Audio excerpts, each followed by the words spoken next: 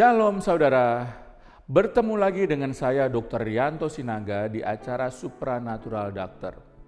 Kami sangat berterima kasih kepada saudara-saudara yang setia mendukung kami di YouTube channel Reviver Fire City. Dan saudara, kami beberapa kali mendapatkan pertanyaan yang berhubungan dengan episode-episode sebelumnya. Untuk itu, bila Anda belum menonton episode-episode sebelumnya, kami harapkan Anda dapat membuka video kami dengan mengklik link pada video yang terdapat pada video kami ini. Saudara-saudara, pada Amos 3 ayat 7-8 dikatakan, Tuhan tidak akan berbuat sesuatu tanpa menyatakan keputusannya kepada hamba-hamba Tuhan atau nabi-nabinya. Dan kemudian nabi Tuhan akan bernubuat, sehingga orang-orang akan mengerti apa yang Tuhan hendak perbuat. Untuk itu, hari-hari ini kami merasakan ada nubuatan yang begitu mau klimaks, segera akan terjadi pada istilah kebidanan dan kandungan, yaitu kehamilan yang sudah 9 bulan dan pembukaan sudah 5. Jadi ini akan segera terjadi. Lalu nubuatan apakah yang akan segera terjadi? Yaitu penuaian 1 miliar jiwa di seluruh bumi dan juga di Indonesia. Kenapa? Karena ciri-ciri yang dikatakan oleh nabi atau hamba Tuhan sebelum kita sudah hampir semua tergenapi. Untuk itu, mari kita persiapkan diri kita sehingga kita dapat menari di atas gelombang penginjilan di akhir zaman untuk menuai 1 miliar jiwa.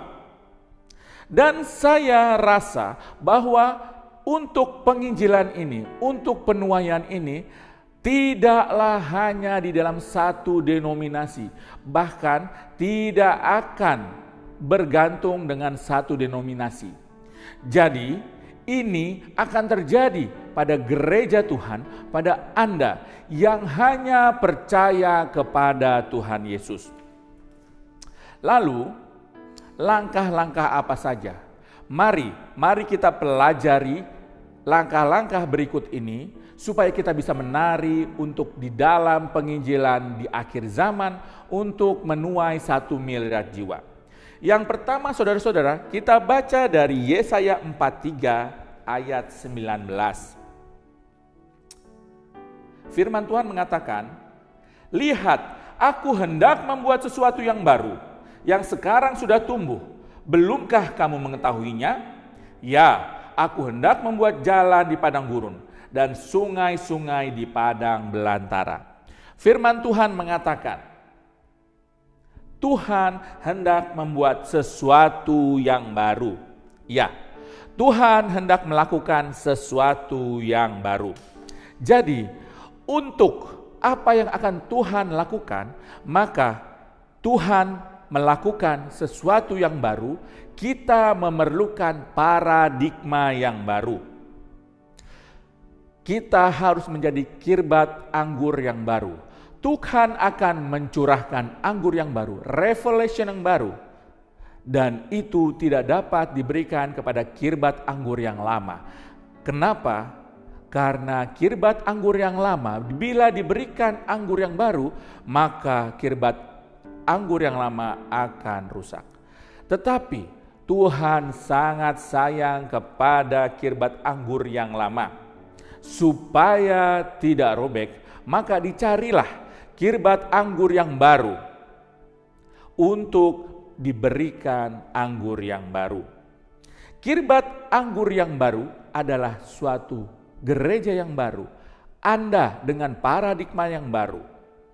Sehingga Anda akan dapat menerima pergerakan Roh Kudus yang baru di akhir zaman ini.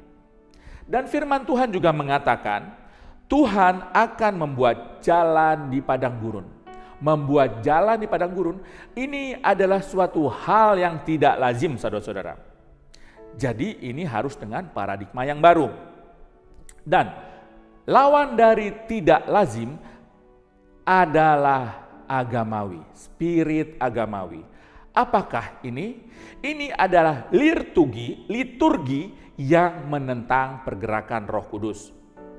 Kita harus meninggalkan gereja Hollywood, yaitu gereja yang menyenangkan penontonnya, menjadi gereja Holy Spirit, yaitu gereja yang sesuai dengan pergerakan Roh Kudus. Apa yang Roh Kudus senangi, itu yang kita lakukan. Gereja yang fleksibel pada hal-hal yang tidak lazim. Gereja tidak beragama, tetapi gereja yang bertuhan. Gereja yang menerima kemauan Tuhan, walau tidak biasa dilakukan atau tidak lazim dilakukan. Dan saudara-saudara, saya mengingatkan, bisa saja kita semua mempunyai spirit agamawi ini lewat kebiasaan. Apa saja yang kita biasa lakukan di dalam ibadah kita, kemudian kita melakukannya berulang-ulang kali, dan kita terlalu biasa melakukan hal itu, sehingga kita hanya melakukan kebiasaan kita dalam beribadah, tidak melakukan apa yang Roh Kudus inginkan. Untuk itu, saudara-saudara, kita harus minta kepada Tuhan sesuatu yang baru, yang Tuhan mau kita lakukan, yang tidak lazim. Untuk itu, saudara, siap-siap untuk melakukan hal yang tidak lazim.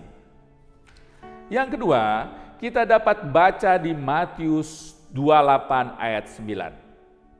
Firman Tuhan mengatakan, "Karena itu pergilah, jadikanlah semua bangsa muridku, dan baptislah mereka di dalam nama Bapa dan Anak dan Roh Kudus." Firman Tuhan mengatakan, pergilah. Saudara-saudara sekalian, saatnya kita pergi dan kita menuai. Kita pergi kemana? Kita pergi ke tempat yang belum pernah didatangi orang, yang belum pernah diraih sebelumnya, yang belum pernah disentuh sebelumnya, yang belum pernah dijamah sebelumnya. Kita menyentuh yang tidak disentuh, kita menjamah yang tidak terjamah. Walaupun hanya untuk satu jiwa, kita harus mau pergi, saudara-saudara. Kenapa? Karena kita tidak tahu. Bisa saja karena satu jiwa ini, kemudian satu daerah, satu tempat, satu kota akan terjadi revival. Seperti wanita Samaria. Dia disentuh oleh Tuhan Yesus, kemudian dia bersaksi ke daerahnya dan banyak orang bertobat. Dan saudara-saudara, tinggalkan zona nyamanmu, tinggalkan gereja, keluar dari gereja dan ambil jiwa-jiwa yang belum pernah diambil.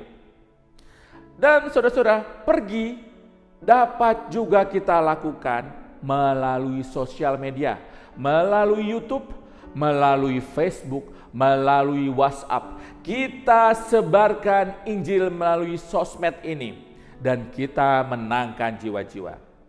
Jadi saudara-saudara, dimanapun kita berada, kita aktif menjadi pekerja Tuhan.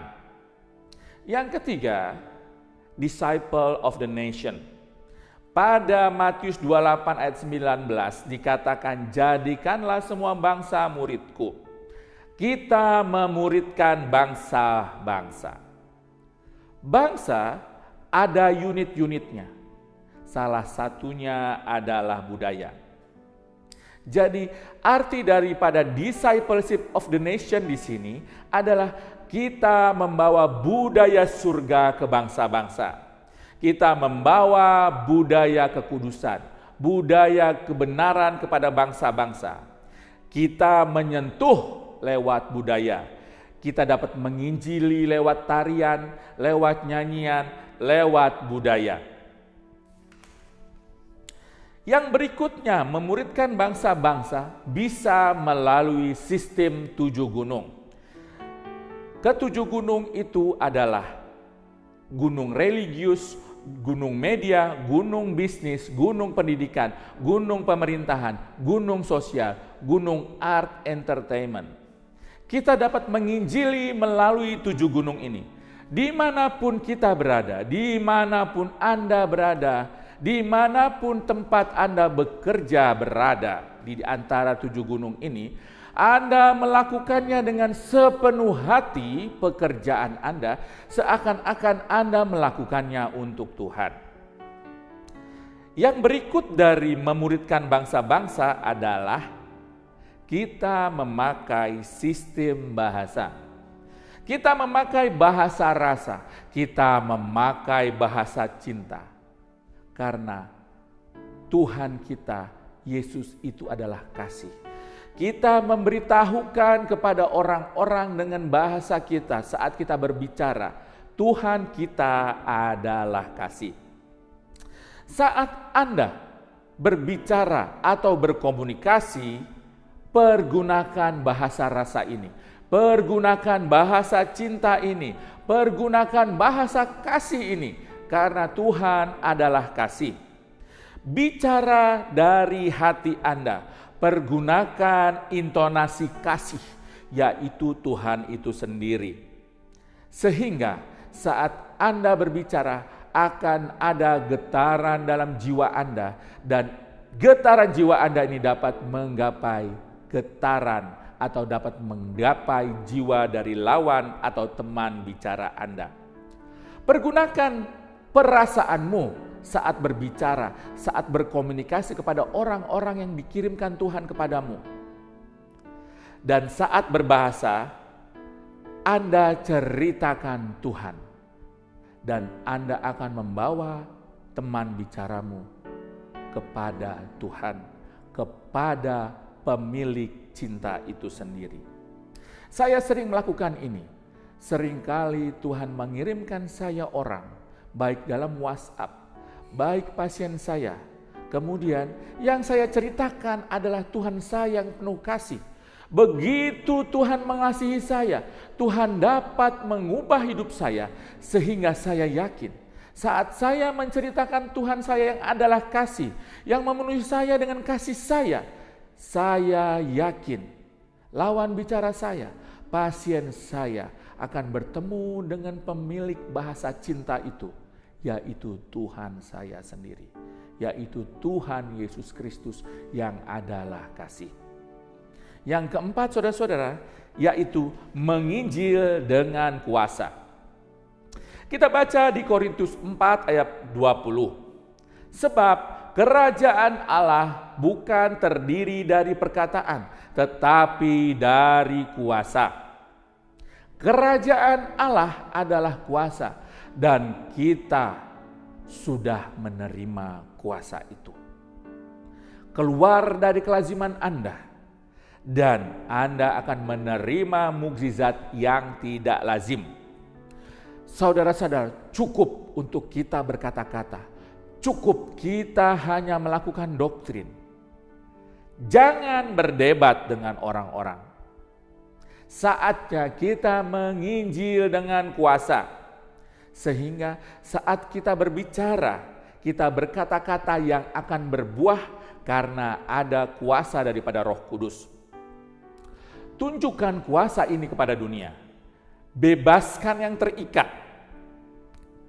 Dan saat kita bicara, biar kiranya yang sakit menjadi sembuh. Dan Anda dapat menyatakan suara masa depan kepada orang-orang yang Anda temui. Dan kita minta kepada Tuhan supaya kita menjadi alat Tuhan yang membawa mukjizat ke tengah-tengah dunia. Tuhan kita adalah Tuhan yang dahsyat. Manifestasikan kuasa Roh Kudus lewat mukjizat-mukjizat yang terjadi lewat hidup Anda. Tunjukkan kuasa Tuhan kita kepada dunia. kepada seluruh dunia, sehingga seluruh dunia akan tahu, akan mengerti bahwa satu-satunya Tuhan dan Juru Selamat adalah Tuhan Yesus Kristus. Yang kelima, saudara-saudara, kita bisa baca dari Matius 15 ayat 32. Lalu Yesus memanggil murid-muridnya dan berkata, hatiku tergerak oleh belas kasihan kepada orang banyak itu.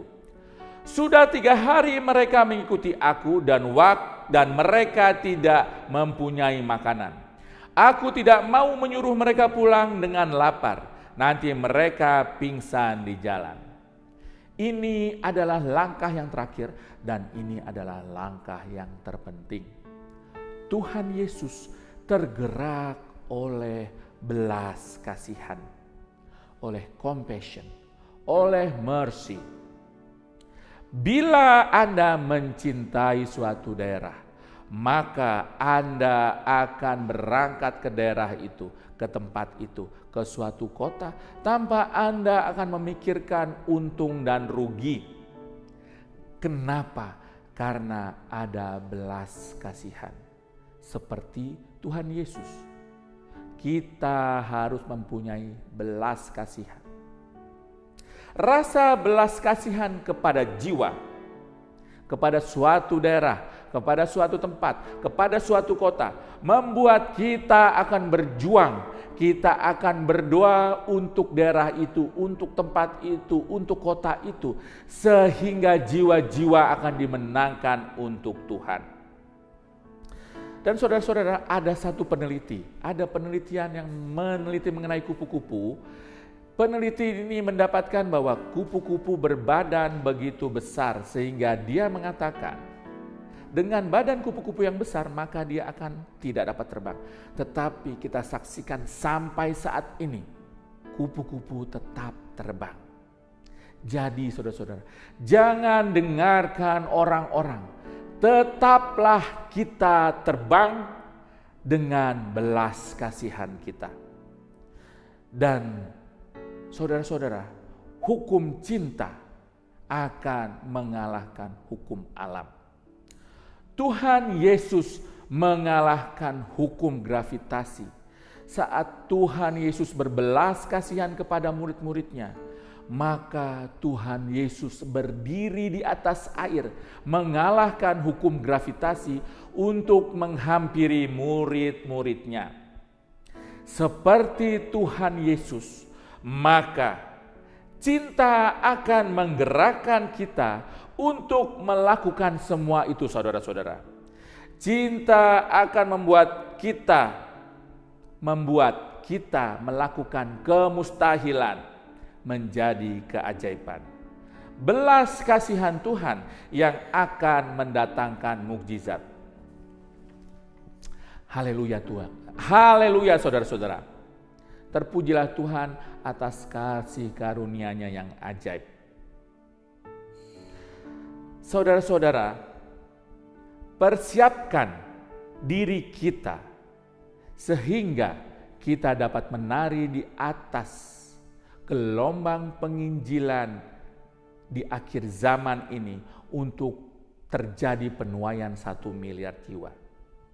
Mari kita menjadi kirbat anggur yang baru dan kita mau pergi dan kita mau memuridkan bangsa-bangsa dan kita mau menginjil dengan kuasa dan kita mau bergerak dengan belas kasihan Tuhan.